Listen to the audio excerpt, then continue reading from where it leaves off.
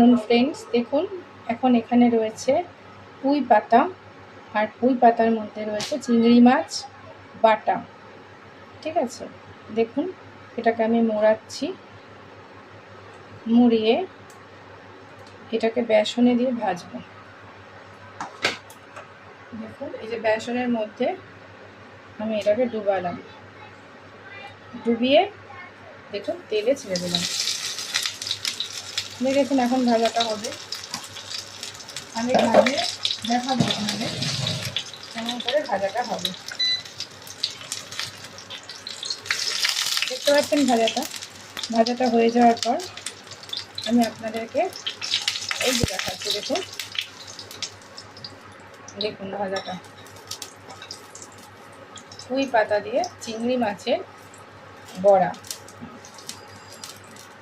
খুব সুন্দর হয়, খুব ভালো হয় খেতে। আপনারাও ট্রাই করুন ঘরে, দেখবেন খুব সুন্দর লাগবে। এই যে আমি পুরোটা ভেজে দেখাচ্ছি।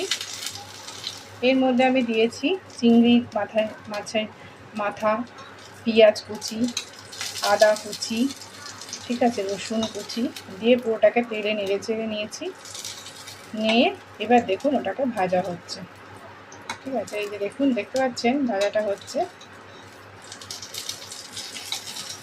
আপনারাও করে খান বাড়িতে, দেখবেন খুব ভালো লাগবে। চিংড়ি মাছের আমি পরের ভিডিওতে পুরো বড়াটা করে দেখাবো।